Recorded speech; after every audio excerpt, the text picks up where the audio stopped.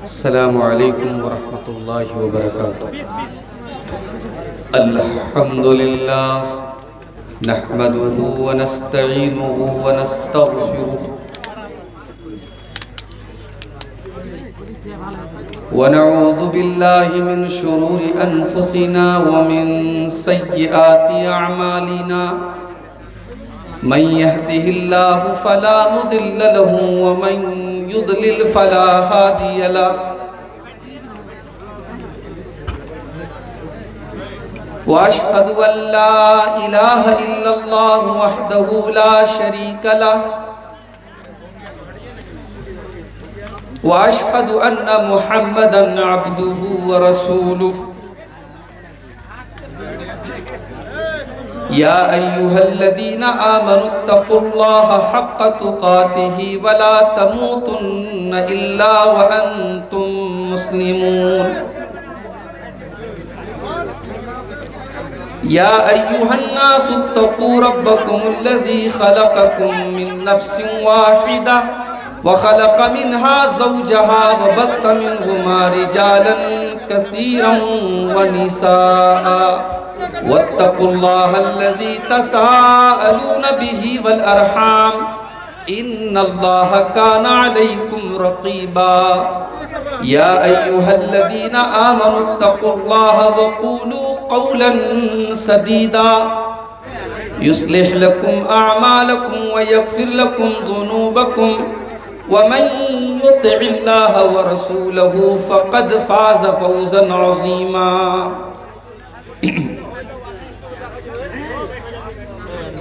أما بعد فإن خير الحديث كتاب الله وخير الهدي هدي محمد صلى الله عليه وسلم وشر الأمور محدثاتها وكل محدثة بدعة وكل بدعة ضلالة وكل ضلالة في النار أعوذ بالله من الشيطان الرجيم بسم الله الرحمن الرحيم فمن زحزح عن النار وأدخل الجنة فقد فاز وما الحياة الدنيا إلا متاع الغرور آہ جاتی ہے فلک پر رحم لانے کے لیے آہ جاتی ہے فلک پر رحم لانے کے لیے بادلو ہٹ جاؤ دے دو راہ جانے کے لیے اے دعا ہاں عرض کر عرش الہی تھام کے اے دعا ہاں عرض کر عرش الہی تھام کے اے خدا رخ پھیر دے اب گردش ایام کے رحم کر اپنے نہ آئینے کرم کو بھول جا رحم کر اپنے نہ آئینے کرم کو بھول جا ہم تجھے بھولے ہیں لیکن تو نہ ہم کو بھول جا ہم تجھے بھولے ہیں لیکن تو نہ ہم کو بھول جا خلق کے راندے ہوئے دنیا کے ٹھکرائے ہوئے خلق کے راندے ہوئے دنیا کے ٹھکرائے ہوئے آئے ہیں اب تیرے در پر ہاتھ پھیلائے ہوئے آئے ہیں اب تیرے در پر ہاتھ پھیلائے ہوئے خار ہیں بدکار ہیں ڈوبے ہوئے ذلت میں ہیں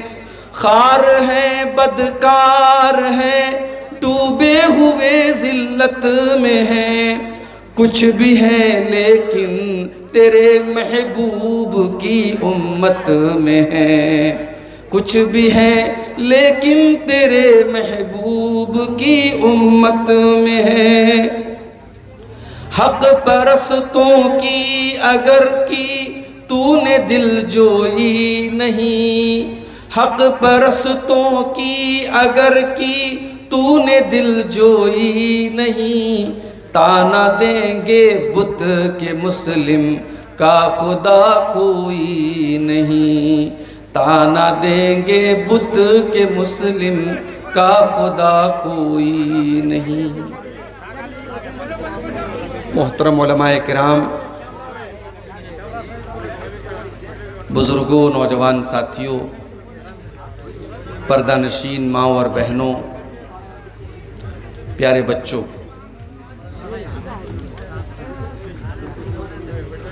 رات کے تقریباً 2 بج رہے ہیں۔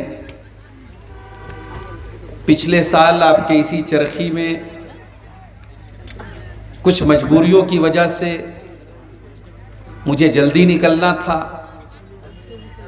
پروگرام والے چاہ رہے تھے میں تھوڑا لیٹ آؤں، تھوڑی دیر تک تقریر کروں، لیکن اس وقت مجبوری تھی، مجھے ٹرین پکڑنا تھا، جلدی نکلنا تھا، بنارس میں کچھ ضروری کام تھا۔ اور آج الٹا معاملہ ہو گیا، جس ٹرین کو بنارس سے کٹیہار شام کو 5 بجے پہنچنا تھا، وہ ٹرین پہنچی ہے 12 بجے رات میں، اور آپ کے اس گاؤں میں پہنچتے پہنچتے 1 بجا، اور آتے ہی لوگوں نے کہا مولانا آپ جلدی سے اسٹیج پر چلیے، بہت سارے لوگوں کو یہ لگ رہا ہے کہ آپ آئیں گے نہیں، اور 12-13 گھنٹے کا لمبا سفر کرنے کے بعد میں ڈائریکٹ سیدھے اسٹیج پر آپ کے سامنے حاضر ہو گیا۔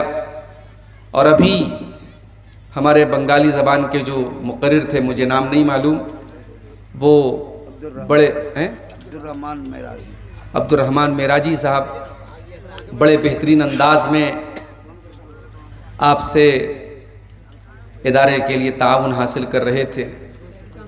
رب العالمین آپ سب نے جو تعاون کیا ہے، جو دان دیا ہے، جو چندہ دیا ہے، اللہ اس کو قبول فرمائے، اور مزید آپ کو اس نیکی کے کام میں بڑھ چڑھ کر کے حصہ لینے کی توفیق عطا فرمائے، آمین۔ بہرحال میرے بھائیوں، آج جس موضوع پر میں کچھ آپ کے سامنے گفتگو کرنا چاہتا ہوں، اس موضوع کا تعلق ہمارے اور آپ کے پروردگار نے، ہمارے رب نے ہمیں انعام دینے کے لیے اور ہمیں سزا دینے کے لیے 2 الگ الگ مقامات بنائے ہیں۔ سزا دینے کے لیے جو جگہ ہے، جو مقام ہے، اس کا نام ہے جہنم، اور جو انعام کی جگہ ہے، جو بدلے، جو ریوارڈ کی جگہ ہے، جہاں نیکیوں کا ہمیں پھل ملے گا، اس جگہ کا نام ہے جنت۔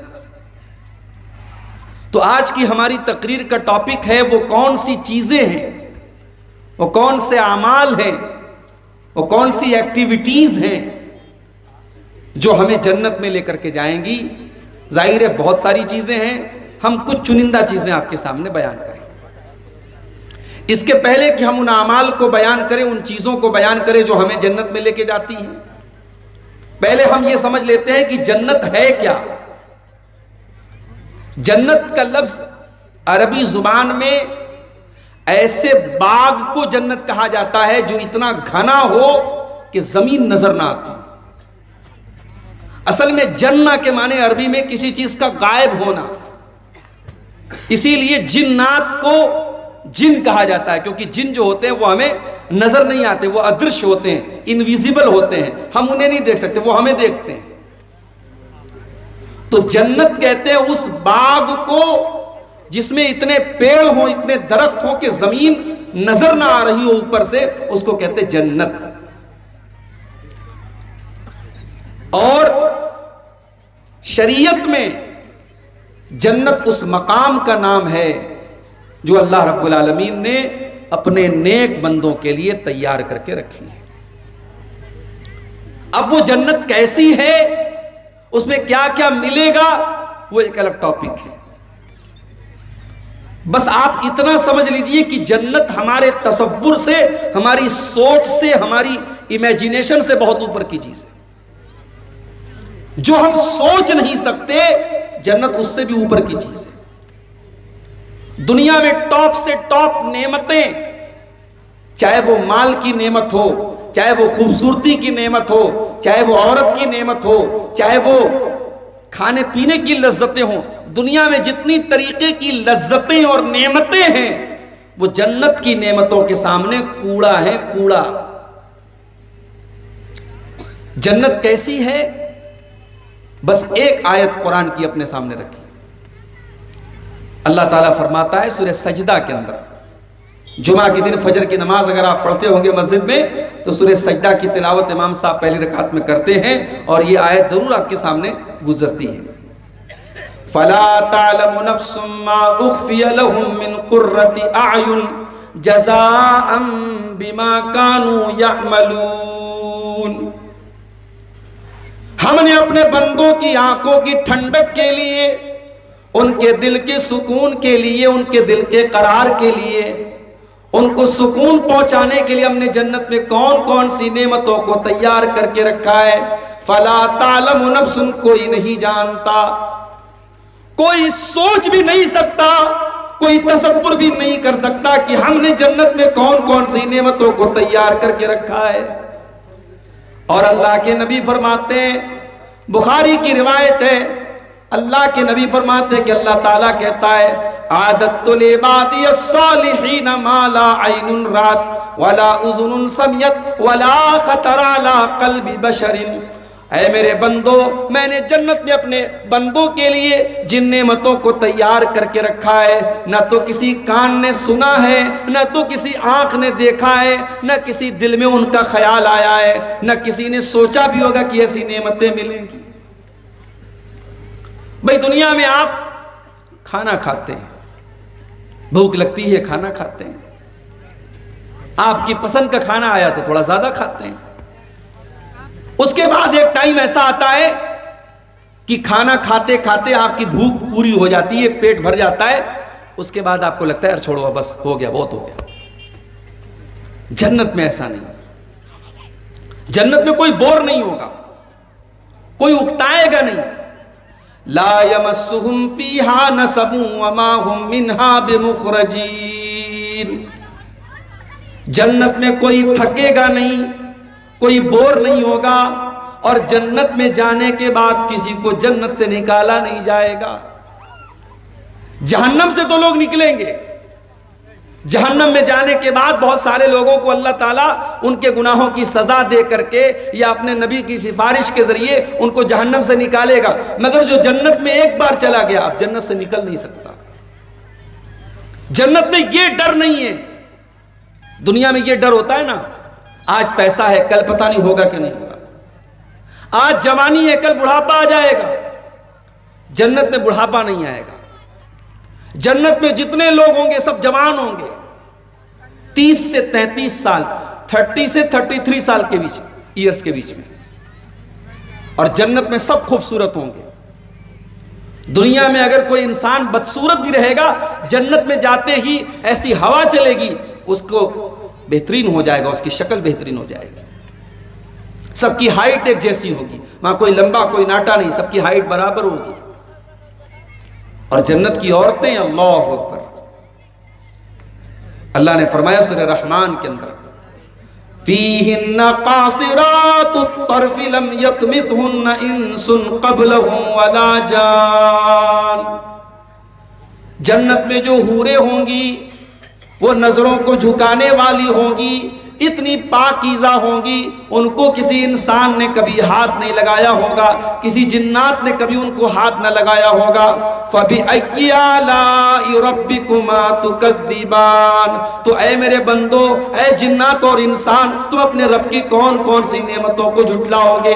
كَأَنَّهُنَّ الْيَاقُوتُ وَالْمَرْجَانُ، وہ جنت کی عورتیں اتنی سندر ہوں گی، اتنی خوبصورت ہوں گی، جیسے سمندر کے اندر سے نکلنے والا سیپ ہوتا ہے، جیسے سمندر کے اندر سے نکلنے والا موتی ہوتا ہے۔ سمندر کے اندر سے جو موتی نکلتا ہے وہ پیور ہوتا ہے، وہ شدھ ہوتا ہے، اصلی ہوتا ہے۔ جنت کی عورتیں بالکل پیور ہوں گی، وہ انٹچڈ ہوں گی، ان کو کسی نے ٹچ بھی نہیں کیا ہوگا۔ ان کی آنکھوں میں حیا ہوگی، وہ بے حیا نہیں ہوں گی، وہ بے شرم نہیں ہوں گی۔ دنیا کی عورتیں ان کا مقابلہ نہیں کر سکتی۔ اللہ کے نبی فرماتے ہیں لو ان امرأة من اہل الجنت اطلعت الى اہل الارض، اگر جنت کی کوئی عورت دنیا کی طرف جھانک لے، صرف وہ دنیا کی طرف جھانک لے، لملأت ما بینہما ریحا، تو زمین و آسمان کے بیچ میں اس کی خوشبو بھر جائے گی۔ صرف وہ جھانک لے، آنا تو بڑی دور کی بات ہے، اگر جنت کی عورت زمین کی طرف جھانک دے تو دنیا اس کی خوشبو سے بھر جائے گی۔ وَلَنَصِيفُهَا عَلَى رَاسِهَا خَيْرٌ مِّنَ الدُّنْيَا وَمَا فِيهَا، اور جنت کی عورتوں کے سر کے اوپر جو دوپٹہ ہوگا، اللہ کے نبی فرماتے ہیں وہ دنیا کی ساری نعمتوں سے بہتر ہوگا۔ پتہ یہ بھی چلا کہ جنت کی عورتیں دوپٹہ پہنتی ہیں۔ اس کا مطلب یہ ہوا کہ دنیا میں جو عورت دوپٹہ اوڑھتی ہے اور جو پردہ کرتی ہے وہ حقیقت میں جنت میں جانے والی عورت ہے، اس لیے کہ جنتی عورت کی پہچان یہ ہوتی ہے کہ اس کے سر پر دوپٹہ ہوتا ہے۔ دنیا میں آج کٹیہار میں آپ سے پوچھوں صاحب سب سے مہنگی زمین کہاں کی ہے؟ ہمارے اسحاق بھائی نے بتایا مولانا حاجی پور کا ایریا بڑا ترقی یافتہ ایریا ہے، آفیسرز کالونی بڑا پوش ایریا ہے کٹیہار کا، وہاں زمینیں بڑی مہنگی ملتی ہیں۔ دنیا میں ہم قیمتی سے قیمتی علاقہ جو ہوتا ہے اس کی اسی حساب سے ویلو ہوتی ہے۔ ممبئی میں آپ باندرا میں چلے جائیں، اندھیری میں چلے جائیں، شاہ رخ خان کا بنگلہ ہے، امیتابھ بچن کا بنگلہ ہے، بھائی صاحب اربوں میں اس کی ویلو ہے۔ کیوں؟ وہی اتنا بڑا بنگلہ آپ ممبئی کے کسی آؤٹر میں چلے جائیں اس کی وہ ویلو نہیں ہے، جگہ کی ویلو ہوتی ہے۔ جگہ کی ویلو ہوتی ہے کہ ممبئی کے سینٹر میں، ممبئی کے خوبصورت علاقے میں وہ بنگلہ ہے۔ دنیا کے بہترین سے بہترین علاقے جنت کے سامنے بیکار ہیں میرے بھائی۔ اللہ کے نبی فرماتے ہیں جنت میں ایک کوڑا رکھنے کی جگہ، ایک کوڑا کتنا بڑا ہوتا ہے؟ زیادہ سے زیادہ 1 ہاتھ کا ہوتا ہے۔ ہم یہ کہہ سکتے ہیں جنت میں 1 اسکوائر فٹ ایریا، جنت میں 1 اسکوائر فٹ ایریا اللہ کے نبی فرماتے خیر من الدنیا وما فیہا، دنیا کی تمام نعمتوں سے بہتر ہے۔ دنیا میں بہترین سے بہترین علاقے جنت کے 1 اسکوائر فٹ ایریا کا مقابلہ نہیں کر سکتے۔ وہ لوگ ہم کتنے بڑے نادان ہیں، ہم کٹیہار کے پوش ایریا میں مکان بنانے کے لیے کتنی محنت کرتے ہیں، ہم دنیا میں زمین و جائیداد کے لیے کتنی محنت کرتے ہیں، اور جنت میں جانے کے لیے ہم کوئی محنت نہیں کرتے۔ جنت کے لیے محنت کرو۔ اسی لیے اللہ قرآن میں کہتا ہے وَسَارِعُوا إِلَىٰ مَغْفِرَةٍ مِّن رَبِّكُمْ وَجَنَّةٍ عَرْضُهَا السَّمَاوَاتُ وَالْأَرْضُ أُعِدَّتْ لِلْمُتَّقِينَ، اے میرے بندو تم آپس میں ایک دوسرے سے آگے نکلنے کی کوشش کرو، تم محنت کرو، تم دوڑ دھوپ کرو اللہ کی جنت کو پانے کے لیے، جس جنت کی چوڑائی زمین و آسمان کے برابر ہے، اور جس جنت کو اللہ تعالیٰ نے متقی لوگوں کے لیے تیار کر کے رکھا ہے۔ دنیا میں عورتوں کے ساتھ بڑے مسائل ہیں صاحب، بہت ساری گندگیاں ان کے ساتھ لگی ہیں۔ جنت کی عورتیں ہر قسم کی گندگی سے پاک ہیں۔ دنیا میں ہم کھانا کھاتے ہیں تو ساتھ میں لیٹرین بھی کرتے ہیں، جنتیوں کو لیٹرین کی حاجت نہیں۔ کھانا کھایا انہوں نے، اس کے بعد پسینہ ہوا اور پسینے کے ذریعے ان کا کھانا ہضم ہو گیا، پھر دوبارہ بھوک لگے گی، ان کو جو چاہیے ان کے کھانے پینے کی ساری نعمتیں جنت کے اندر اویلیبل رہیں گی۔ یہ ہے جنت میرے بھائی۔ کبھی انشاءاللہ اس پر ہم الگ سے بات کریں گے کہ جنت کی نعمتوں کا قرآن و سنت میں کیا ذکر کیا گیا۔ آج کا ہمارا ٹاپک یہ ہے وہ کون سی ایسی چیزیں ہیں جو جنت میں ہمیں لے کر کے جاتی ہیں۔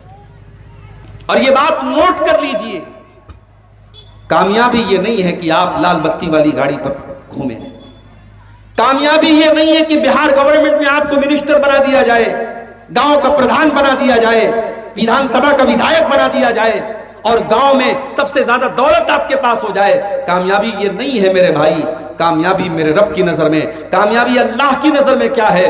قرآن کا 3 پارہ کھولو، سورہ آل عمران کے اندر اللہ فرماتا ہے فَمَنْ زُحْزِحَ عَنِ النَّارِ وَأُدْخِلَ الْجَنَّةَ فَقَدْ فَازَ وَمَا الْحَيَاةُ الدُّنْيَا إِلَّا مَتَاعُ الْغُرُورِ۔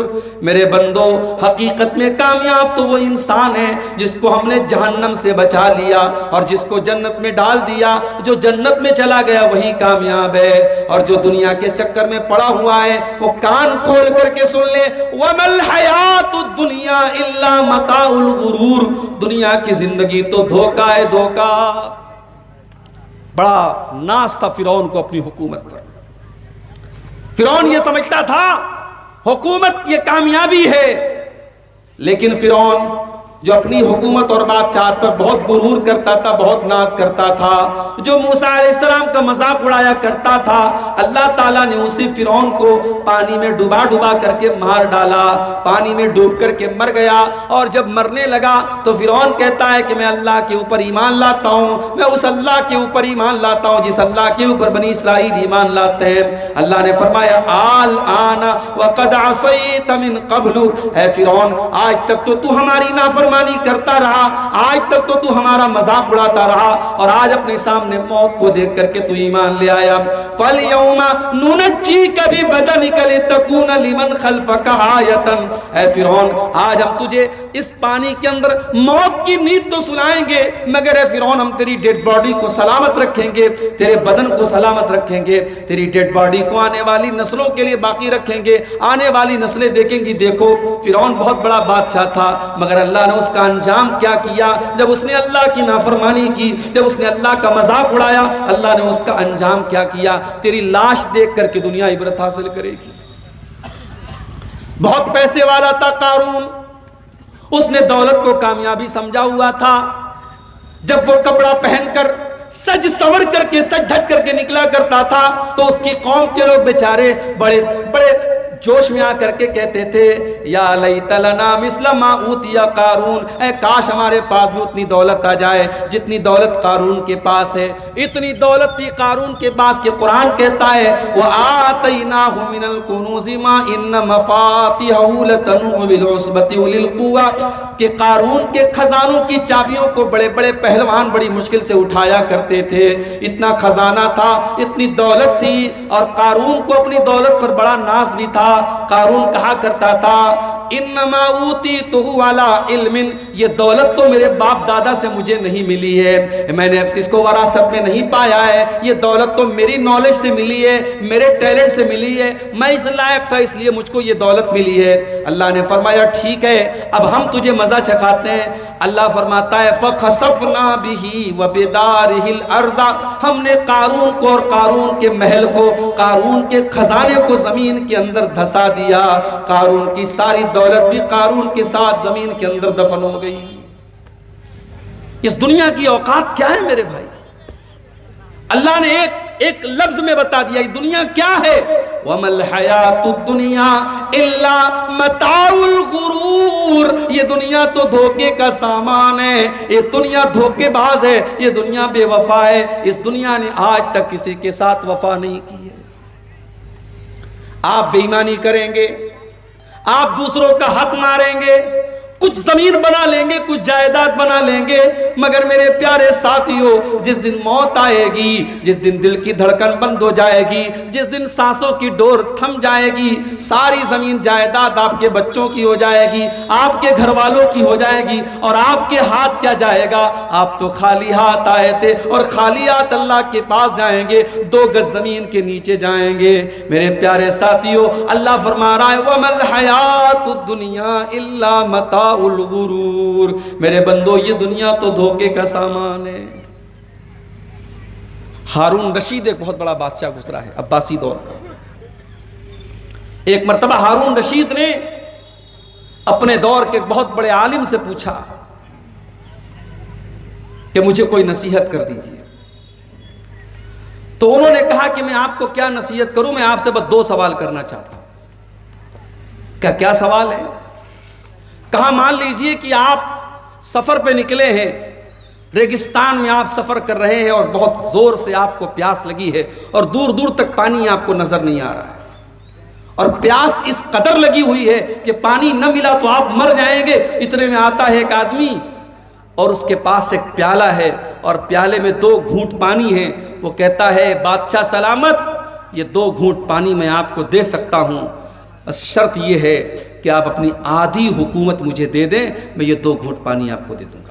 تو بادشاہ سلامت آپ یہ بتائیے کہ آپ کیا کریں گے، اس کو حکومت دے دیں گے یا نہیں دیں گے؟ بادشاہ نے کہا اگر ایسی بات ہے، اگر میری جان خطرے میں آ چکی ہے، میں اس قدر پیاسا ہوں کہ مجھے پانی نہ ملا تو میں مر جاؤں گا، تو جان سے بڑھ کے کیا ہے، میں آدھی حکومت دے کر کے وہ 2 گھونٹ پانی پی کر کے اپنی جان بچا لوں گا۔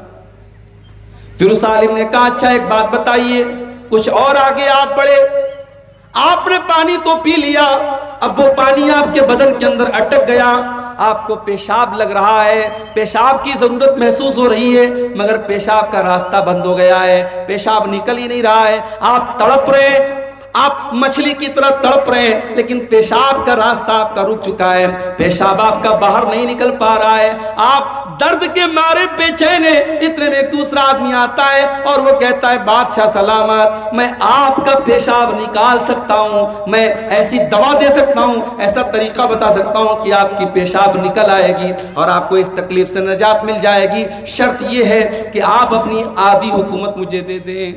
تو آپ کیا کریں گے، اسے دے دیں گے آدھی حکومت؟ ہارون رشید نے کہا اگر ایسا معاملہ آ گیا، میری جان پر بن چکی ہے اور پیشاب رک جانے کی وجہ سے میں تکلیف میں پڑ گیا ہوں، تو میں تو یہی کروں گا، میں آدھی حکومت اس کو دے دوں گا اور میں اس کا آفر قبول کر لوں گا۔ کہا اے بادشاہ سلامت، بس جس حکومت کی اوقات یہ ہے کہ پانی کے چند قطرے اور پیشاب کے چند قطروں سے زیادہ آپ کی حکومت کی ویلیو نہیں ہے، اے بادشاہ سلامت اس حکومت پر کبھی ناز نہ کرنا، اس حکومت پر کبھی غرور نہ کرنا، اس حکومت پر کبھی اترانا نہیں، کبھی تکبر نہ کرنا۔ آج آپ دیکھ لیں صاحب، جن کے ہاتھ میں پاور ہے وہ اپنے پاور کا کیسا استعمال کر رہے ہیں۔ وہ راحت اندوری نے کہا تھا نا، جو آج صاحب مسند ہے کل نہیں ہوں گے، کرایہ دار ہے، ذاتی مکان تھوڑی ہے، یہ کرسی اور اقتدار یہ کسی کی میراث نہیں ہے، آج کوئی ہے کل کوئی ہوگا۔ انسان کو اپنے پاور اور کرسی کا کبھی ناجائز فائدہ نہیں اٹھانا چاہیے میرے بھائی۔ تو اللہ نے فرمایا کہ کامیابی تو یہ ہے کہ تمہیں جنت مل جائے اور تم جہنم سے بچا لیے جاؤ، اور دنیا کو کامیابی سمجھنے والوں کان کھول کر کے سن لو، وَمَا الْحَيَاةُ الدُّنْيَا إِلَّا مَتَاعُ الْغُرُورِ، دنیا کی زندگی تو دھوکے کا سامان ہے۔ اب آئیے ہم قرآن و سنت کی روشنی میں کچھ ایسی چیزوں کو دیکھتے ہیں جن کو اللہ کے نبی نے بتایا ہے کہ ہاں یہ چیزیں جنت میں لے کے جانے والی ہیں، مگر میں بڑے ادب سے کہنا چاہتا ہوں میرے بھائیوں، آپ رات کے 2:30 اور 3 بجے تقریر سن رہے ہیں، یہ ٹائم ایسا ہے، یہ اللہ کی قبولیت کا ٹائم ہے میرے بھائیوں۔ اس دعا کے ساتھ آپ یہ تقریر سنیں کہ میں جو باتیں بیان کروں گا، جو اعمال بیان کروں گا جنت میں لے کے جانے والے، رب العالمین کہنے والے کو اور سننے والوں کو سب کو عمل کی توفیق عطا فرمائے۔ ہم صرف کہیں نہ اور ہم صرف سنیں نہ، بلکہ ہم اس پر عمل بھی کریں۔ اللہ ہم کو اس کی توفیق